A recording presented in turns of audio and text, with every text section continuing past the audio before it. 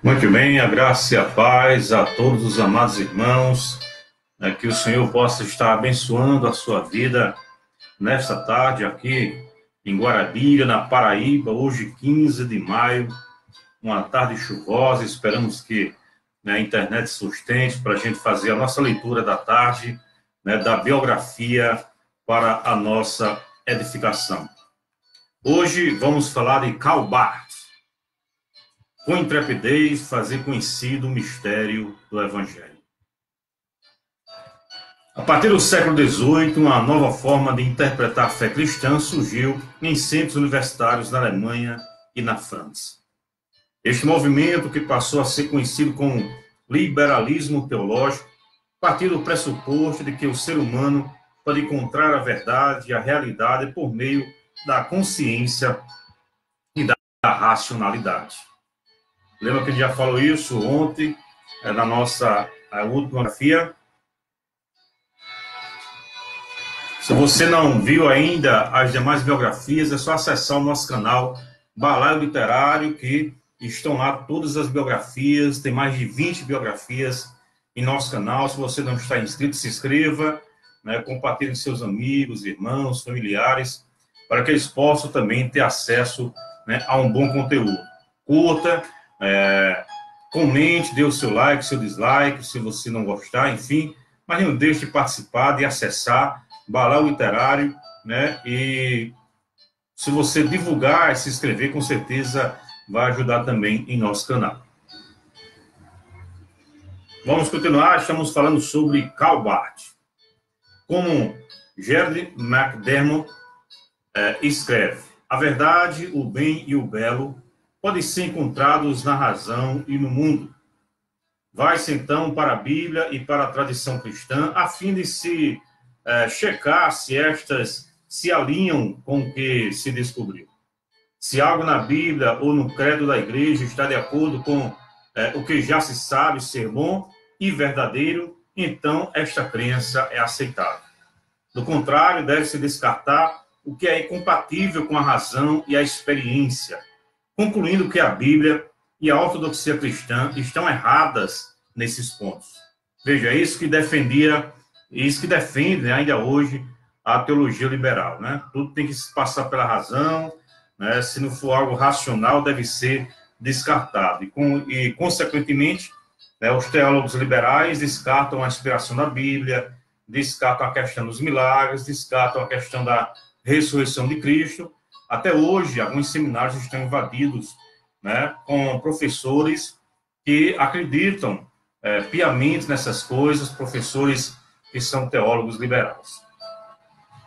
Em grande parte, estas novas tendências teológicas começaram com um teólogo reformado alemão chamado Friedrich Schleiermacher. É considerado o pai da teologia liberal moderna. Reagindo ao iluminismo, ele reduziu a fé à intuição da existência de um ser infinito, o que produziria um sentimento de total dependência por parte da criatura finita. A partir de seus escritos, a fé cristã foi reinterpretada e as doutrinas da criação, da inspiração das Escrituras, do nascimento virginal de Cristo, de sua, evidentemente, morte salvadora e ressurreição, e seu retorno final, ou foram severamente questionados ou claramente negados. Em meio ao grande otimismo desta época, o homem passou a ser o centro da história, e toda a confiança era depositada na ciência ou na tecnologia. Mas um teólogo se levantou para questionar os pressupostos da teologia liberal, oferecendo outro caminho para a igreja. Karl Barth. Karl Barth nasceu em Basileia, Suíça, em 10 de maio de 1886. Era filho de Fritz Barth, um ministro reformado e professor do Novo Testamento e História da Igreja da Universidade de Berna, na Suíça, e Anna Sartorius. Ele recebeu sua educação inicial como membro da Igreja Reformada Suíça, e essa educação, baseada no Catecismo de Heidelberg, deixou marcas profundas em sua mente, as quais podem ser notadas em toda a sua produção teológica. Tal formação levou a se decidir por estudar teologia. No entanto, durante os seus estudos nas universidades de Berna, Berlim, Tübingen e Marburgo, acabou por abraçar o liberalismo teológico de seus professores. Tendo recebido seu bacharelado em 1909, foi convidado a ser pastor assistente da paróquia reformada suíço-alemã de Genebra, onde ele pregava de tempos em tempos no mesmo auditório, ao lado da Catedral de Saint-Pierre, em que João Calvino e John Knox haviam pregado, 3 séculos e meio antes. Em 1911, iniciou o pastorado numa pequena igreja reformada no interior da Suíça, em Safenwil. A única igreja numa pequena cidade, no cantão da Argóvia. Em 1913, ele se casou com Nelly Hoffmann, uma talentosa violinista com a qual teve uma filha e 4 filhos. Barth deparou-se com a realidade rural e com os conflitos entre operários e patrões que ocorriam na única fábrica existente na região e da qual dependia toda a comunidade. Barth passou então a envolver-se com conflitos e questões sociais. Participou de ações políticas e ajudou a organizar um sindicato. Em 1915, filiou-se ao Partido Social Democrata da Suíça. Mas, com o início da Primeira Guerra Mundial, Barth viu sua fé liberal abalada, assim como seus ideais de socialismo cristão. Ele se sentiu traído quando descobriu que todos os professores com os quais estudou apoiaram a entrada da Alemanha naquela guerra. Como ele escreveu depois: a partir daquele momento, a teologia do século XX, ao menos para mim, não podia mais ter nenhum futuro. Barth percebeu que a teologia liberal de nada servia em sua tarefa de pregar ao povo de Safenwil. Durante esses anos, conheceu Eduard Turneysen, pastor luterano de Leadville, um amigo que o acompanharia por toda a vida. Em 1914, ele e Turneysen resolveram buscar uma resposta ao desafio da pregação. Durante 4 anos, eles se encontraram para estudar a Epístola de Paulo aos Romanos. Né? Interessante isso. Ele começou também estudando a Epístola de Paulo aos Romanos, assim como Lutero, como Agostinho e como outros grandes pensadores e reformadores. Muito bem, continuando.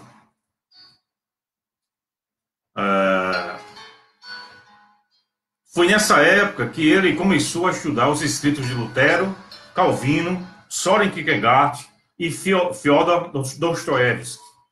Em 1915, ele ele visitou o pregador luterano Christoph Blumhardt na casa de retiro espiritual de Bergbold, em Wittenberg, sendo conhecido da realidade da esperança escatológica. Como fruto desses estudos, em 1909, Barth publicou a Carta aos Romanos, que teve uma grande edição totalmente revisada em 1922. Este comentário à Epístola aos Romanos é considerado um dos textos teológicos mais importantes do século XX. Um vigoroso protesto contra a fundamentação do cristianismo na experiência da razão e a transformação da teologia em mera ciência da religião. A partir de um enfoque dialético, ele enfatizou a transcendência de Deus. Deus como absolutamente outro, a distinção qualitativa infinita entre Deus e o homem. O único caminho vai de Deus ao homem se chama Jesus Cristo. E as grandes verdades da fé devem ser recebidas da revelação de Deus numa atitude de obediência. Nesta obra, a teologia voltou a ser o estudo não da filosofia ou experiência religiosa, mas da palavra de Deus. Pois para Barth, de acordo com Colin Brown, a Bíblia veio a ser não meramente uma coletânea de documentos antigos a serem examinados criticamente, mas sim uma testemunha de Deus. O que estava em curso era uma revolução no método teológico, o retorno a uma teologia do alto para substituir a antiga teologia de baixo, centralizada no ser humano. Por isso, a carta aos Romanos foi como uma bomba lançada no playground dos teólogos, causando furor nos círculos liberais. Porém, o livro foi recebido também com entusiasmo por cristãos em toda a Europa, deixando-o surpreso com a reação. Pareço mais um rapaz que, subindo ao campanário da igreja paroquial, puxa uma corda ao acaso e, sem querer, coloca em movimento o sino maior. Trêmulo e amedrontado, percebe que acordou não apenas sua casa, mas também a aldeia inteira. Em 1922, Barth foi convidado para ser professor de teologia reformada na Universidade de Göttingen, na Alemanha. Uma de suas principais tarefas foi preparar palestras acerca da teologia dos reformadores. Dessas meditações emergiu uma verdadeira renascença no estudo de Calvino e uma nova avaliação de sua pertinência para nossos tempos perturbadores. Várias de suas palestras dessa época foram publicadas na coletânea Palavra de Deus e Palavra do Homem, publicada em 1924. Entre 1926 e 1929, ele foi professor de dogmática e teologia do Novo Testamento na Universidade de Münster. E em 1930 se tornou catedrático de teologia sistemática da Universidade de Bonn. Em 1931 publicou Fé em Busca de Compreensão, uma interpretação do prólogo de Anselmo de Cantuário. Este livro seria uma chave vital, e se não a chave, para o entendimento daquele processo inteiro de pensamento que me impressionou mais e mais, uma única adequada para a teologia. Para Barth, seguindo o argumento de Anselmo, toda teologia deve ser feita no contexto de oração e obediência. Isso significa que a teologia não pode ser uma ciência objetiva e desapaixonada, mas deve ser a compreensão da revelação de Deus em Cristo Jesus, possível somente através da graça e da fé. Barth afirmou que o pré-requisito para a teologia correta é uma fé e só marca o desejo de jamais contradizer explicitamente a Bíblia. Esta obra assinala, portanto, a segunda virada decisiva na peregrinação teológica de Barth. O abandono do existencialismo e da dialética em favor da analogia da fé dada por Deus na revelação. Ele rejeitou completamente a noção liberal e católica de que haveria um ponto de contato na criação e na experiência humana que remeteria o ser humano para Deus, elaborando uma teologia da palavra. Pois, como escreve Gerald McDermott, o único ponto de contato é a palavra de Deus, Jesus Cristo, que veio até nós da parte de Deus. Em outras palavras, somente Deus pode tornar Deus conhecido. Barth havia publicado em 1928 o primeiro de sua projetada série de volumes sobre dogmática cristã, mas ele a considerou dependente demais da filosofia existencialista. O que ele desejava produzir era uma dogmática bíblica e teológica que enfatizasse a objetividade da relação de Deus, sem depender de qualquer influência filosófica. Ele decidiu, então, começar novamente, iniciou a dogmática da igreja, que não chegou a terminar. De acordo com Barth, esta obra recebeu este nome por dois motivos. Porque, tendo eu combatido muito o uso demasiado fácil que se faz do título cristão, quis começar por dar o próprio exemplo. Depois, e este é o ponto decisivo, porque queria chamar a atenção desde o início para o fato de que a dogmática não é uma ciência independente. Ela está ligada ao âmbito da igreja e só assim torna-se possível como ciência e adquire todo o seu sentido. O projeto recebeu este título porque agora Barth entendia que fazer teologia é uma atividade da igreja, disciplinada pelas escrituras, em diálogo e compromisso com os credos e confissões e banhadas em oração, em submissão a Deus e, como tal, culmina na adoração. Assim sendo, a dogmática é a ciência na qual a igreja, segundo o estado atual do seu conhecimento, expõe o conteúdo da sua mensagem criticamente, isto é, avaliando por meio das Sagradas Escrituras e guiando-se por seus escritos confessionais, buscando ser expressão da fé da igreja e não de uma escola teológica particular. A dogmática da igreja é uma das mais extensas teologias sistemáticas já publicadas, organiza os dados da revelação em 4 temas doutrinais: revelação, Deus, criação e reconciliação.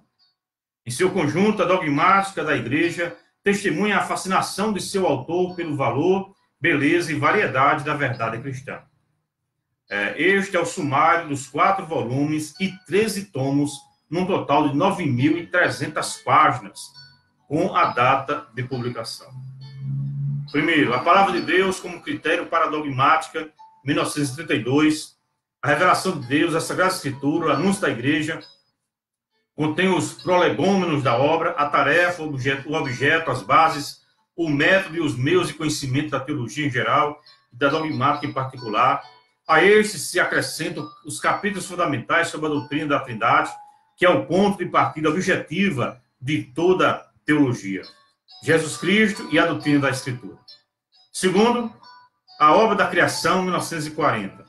Conhecimento de Deus, possibilidades, limites, a realidade de Deus, seus atributos, as perfeições do amor divino, graça e santidade, misericórdia e retidão, paciência e sabedoria.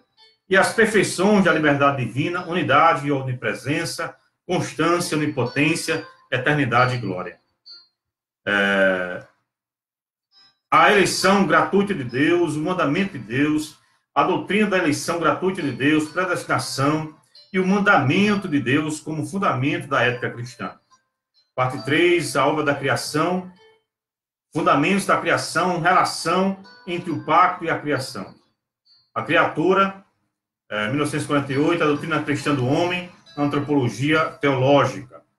O Criador e a sua criatura, a providência de Deus, as potestades e os anjos, e o mandamento do Criador, 1951, problemas éticos em relação ao estado da criatura do homem, relação com a criação animada, sexualidade, homem, mulher, casamento, pais e filhos, nação e humanidade, respeito pela vida, suicídio, enfermidade, pena de morte, guerra, trabalho, vocação, dignidade, etc. Parte 4, o objeto e os problemas da doutrina da reconciliação. Jesus Cristo, Senhor como servo, Jesus Cristo, Filho de Deus, juiz dos vivos e dos mortos, se humilha a si mesmo e se faz solidário com o homem destinado ao juízo. O Senhor se faz escravo, ministério sacerdotal de Cristo. Por este ato se põe manifesto que o pecado, especialmente o orgulho, que faz fonte ao juiz de Deus, que realiza a justificação do pecador. Esta justificação se traduz pela ação do Espírito Santo na vida dos homens, pela união deste com a igreja e o surgimento da fé em cada cristão. Parte 4, ainda, Jesus Cristo, Senhor como servo, 1951. Jesus Cristo e a reabilitação do homem caído, que ascende para a vida com e para Deus. O escravo se torna Senhor, ministério real de Cristo. Por este ano se põe manifesto que o pecado é essencialmente a inércia ante a palavra de Deus e suas exigências. As obras de Deus prosseguem na vida pela santificação do pecador justificado. Esta justificação se traduz na vida dos homens pela edificação da igreja e pela vida nova do cristão em amor. Ainda na parte 4, Jesus Cristo, a verdadeira testemunha, 1959. Jesus Cristo, Deus homem, e a revelação vitoriosa da reconciliação realizada, que se manifesta em sua plena luz, ministério profético de Cristo. Assim, o pecado se revela como mentira, negação da verdade, rejeição da palavra, a obra de Deus no homem, a vitória do Espírito Santo sobre o pecado, mentira, que se expressa na missão e no testemunho da igreja e na vida do cristão em esperança. A última parte, este volume sobre a vida cristã foi publicada postumamente, a quarta parte do capítulo 4, com fragmento, tratando da ética da reconciliação, do sacramento do batismo e do Pai Nosso, interrompido na interpretação da segunda súplica. Os muitos volumes da dogmática da igreja, ainda se mantendo uma consistência interna, também são registro do crescimento e mudança ocorridos em 30 anos de pesquisa e estudo, contendo nos tomos mais recentes muita sugestão para a revisão de ideias presentes nos tomos mais antigos. Assim, A dogmática deve ser arquiteturalmente bonita e doutrinariamente exata. E, como uma catedral, a dogmática será uma obra em andamento, pois reconhece os limites e preserva o mistério de Deus. Não importa quão profunda e sofisticada seja a dogmática, esta ainda será uma resposta à revelação de Deus em sua palavra. Deus se revela a si próprio. Ele se revela através de si próprio e ele se revela a si próprio.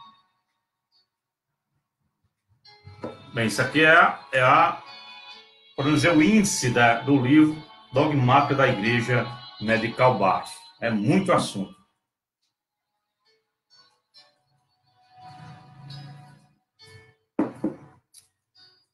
Bem, vamos continuar.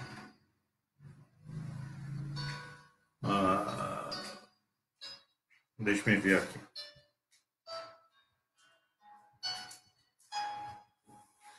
Muito bem. Barth também eliminou, em suas próprias palavras, todos os elementos da filosofia existencial que então pensava que seria o que devia fazer intervir para fundamentar, apoiar e até justificar a teologia.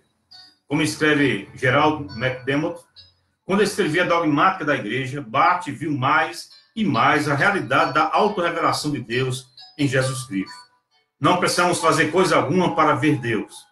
Cabe-nos, em vez disso, receber pela fé a palavra de Deus sobre si mesmo. A analogia da fé, a centralidade de Jesus Cristo, dois traços que caracterizam a dogmática da igreja, obedecem a esse critério. Uma dogmática cristã deve ser cristológica em sua estrutura fundamental, como em todas as suas partes. Se é verdade que o seu único critério é a palavra de Deus revelada e atestada pela Sagrada Escritura e pregada pela igreja, se é verdade que esta palavra de Deus revelada se identifica com Jesus Cristo. A cristologia deve ocupar todo o espaço na teologia. Quer dizer, em todos os domínios da dogmática e da eclesiologia, a dogmática deve ser, em seu fundamento mesmo, uma cristologia e nada mais. Esta ênfase foi baseada na profunda convicção de Barth de que toda teologia, para ser autêntica e fiel ao Senhor Jesus Cristo, deve estar arraigada no testemunho bíblico acerca da boa nova, do evangelho e das exigências dos mandamentos, pois o que conta é se a dogmática é bíblica. Se não é, então ela definitivamente será fútil. Portanto, a dogmática relaciona todas as doutrinas com o Deus triuno e seu centro, Jesus Cristo, operando uma concentração cristológica da mensagem das Escrituras Sagradas. Ele escreveu depois, em retrospecto, dos anos decisivos de 1928 e 1938, o seguinte: nesses anos tive que aprender que a doutrina cristã precisa ser exclusivamente, de forma consequente, em todos os seus enunciados, direta e indiretamente, doutrina de Jesus Cristo, como da palavra de Deus dita a nós, se é que ela deve fazer jus ao nome que tem. Bem como edificar a igreja cristã no mundo tal qual ela pretende ser edificada como igreja cristã. Temas centrais para a tradição reformada, tais como a glória, majestade e graça de Deus, a primazia da palavra na Escritura Sagrada, a controvérsia contra a idolatria, a doutrina da eleição, a relação entre o evangelho e a lei e a santificação foram redescobertas pela teologia do século XX. Portanto, como escreve Colin Brown, apesar de todas as suas falhas, a dogmática da igreja é a obra mais impressionante dos tempos modernos a ser escrita por um único autor. Embora Barth não possa ser aceito como um mestre fiel por aqueles que procuram permanecer leais às doutrinas cristãs históricas, principalmente no tocante à inspiração das Escrituras, que, de acordo com ele, pode se tornar a palavra de Deus e testemunha a revelação, podemos mencionar algumas áreas em que ele pode ser relevante aos evangelhos. Em primeiro lugar, seu lugar na história da igreja e da teologia é de grande relevância para a fé evangélica. Ao rejeitar o liberalismo teológico, o seu otimismo superficial, Ecoando as ideias e temas vitais da Escritura, ele levou as pessoas a voltar a escutá-la como palavra de Deus. Em segundo lugar, o método de Barth era bíblico e dogmático, e sua exegese estimulou o movimento de redescoberta e renovação da teologia bíblica e sistemática. Sua compreensão e o uso que ele fez da teologia dogmática estava entre uma das mais criativas da história do pensamento cristão. Em terceiro lugar, seu trabalho era construtivo e direcionado para a proclamação evangélica. Para tanto, ele utilizou criativamente as formulações clássicas e reformadas para comunicar a mensagem sobre Deus, Cristo e o Evangelho de forma profunda. Em quarto lugar, seu desafio era ser sempre cristocêntrico e pertinente, relacionando seus estudos com o mundo contemporâneo, mas sem ser dominado pela contemporaneidade. Antes, Barth ambicionava testemunhar o único Senhor Jesus Cristo, comunicando por palavra e ação, sendo o testemunho apropriado à situação que ele enfrentou. O fato é que, em muitos aspectos, a obra de Karl Barth apoia a posição ortodoxa, ao passo que, em outros aspectos, revela fraquezas perigosas. Deve motivar os teólogos evangélicos a não apenas o criticarem, mas a irem além do que ele realizou a partir de uma base radicalmente bíblica. Enquanto isso, na Alemanha, o Partido Nacional Socialista chegou ao poder em janeiro de 1933. Barth, então, envolveu-se no movimento de resistência às tentativas nazistas de controlar as igrejas evangélicas alemãs. Em maio de 1933, ele escreveu o primeiro mandamento como axioma teológico e, em junho, a existência teológica hoje. Cerca de 37 mil exemplares deste manifesto foram vendidos em um ano. Em abril de 1934, ele proferiu na Faculdade de Teologia Protestante em Paris, na França, 3 palestras sobre revelação, igreja e teologia. Em 16 de maio, foi realizada no Basserhof Hotel, em Frankfurt, uma reunião de uma comissão teológica composta por Karl Barth, Hans Asmussen e Thomas Breit, para preparar uma declaração para ser apresentada no Concílio Ecumênico. Com seu senso de humor típico, Barth descreveu a preparação da declaração. A igreja luterana dormia e a igreja reformada se mantinha acordada. Enquanto os dois luteranos aproveitavam umas 3 horas de sexta,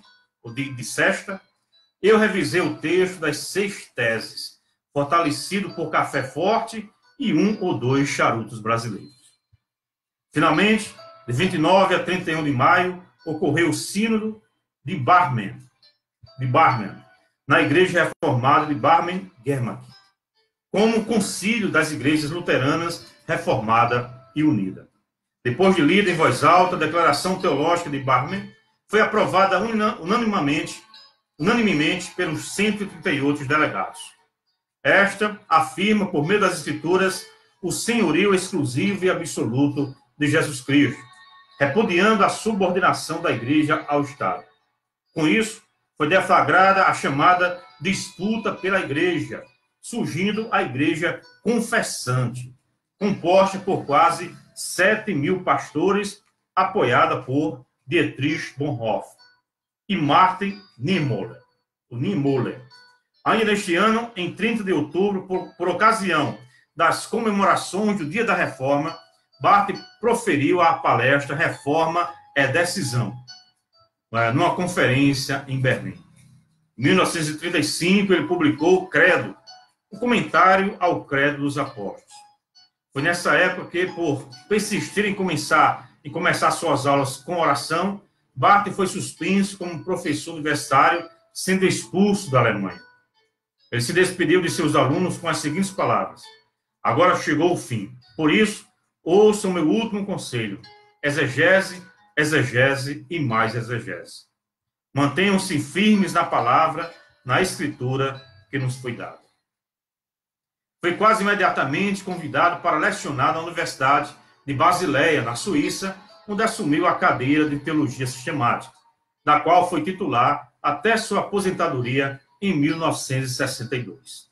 Com o fim da Segunda Guerra Mundial, Barth engajou-se na polêmica contra o programa de interpretação existencial do Novo Testamento de Rudolf Bultmann, a qual ele dizia exalava um forte odor de docetismo, em que divisava um retorno à teologia liberal do século XIX. No verão de 1946, ele ministrou um curso na Kurfürsten, da Universidade de Bonn, que foi intitulado Esboço de uma Dogmática, que serve como resumo de sua obra maior.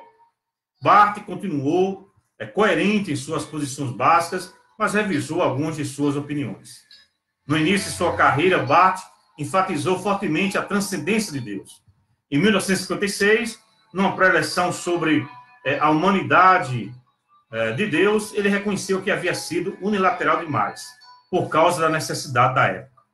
Agora era necessário haver outra mudança, mas não em oposição à ênfase anterior na transcendência de Deus. A ênfase na glória transcendente de Deus, que foi necessária na refutação do liberalismo, poderia dar a entender que Deus estaria distante da criação. Mas em Jesus Cristo, o mediador e reconciliador, Deus encontra a humanidade. Portanto, Deus está ao lado do ser humano. Em seu último curso na Universidade de Basileia, Introdução à Teologia Evangélica, em 1962, Barth definiu o objeto da teologia que fora sua paixão: admiração diante do Deus do Evangelho revelado e testificado nas Escrituras, diante do qual o teólogo se aproxima com oração, modéstia, fé e amor. Ao tratar do labor teológico, ele escreveu: o primeiro e fundamental ato do trabalho teológico, que permeará todos os atos seguintes com a tônica básica, é a oração. No mesmo ano, Barth lecionou este curso numa visita aos Estados Unidos, quando esteve no Seminário Teológico de Princeton e na Universidade de Chicago.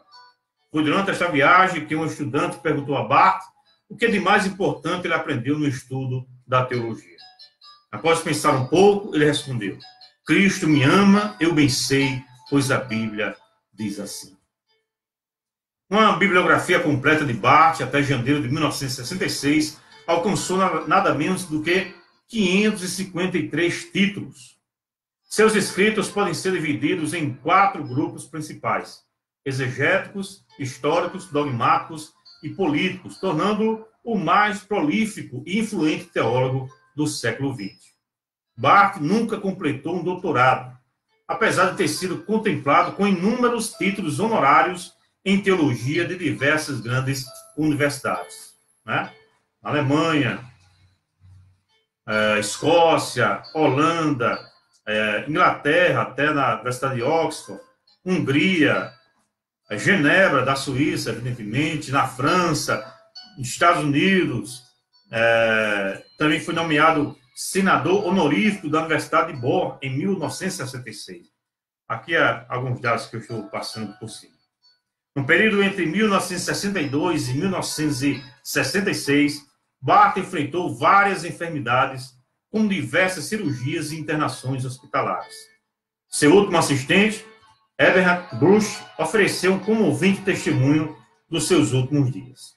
Ele disse: na última noite, 2 dias antes dele falecer, eu estava com minha esposa em sua casa.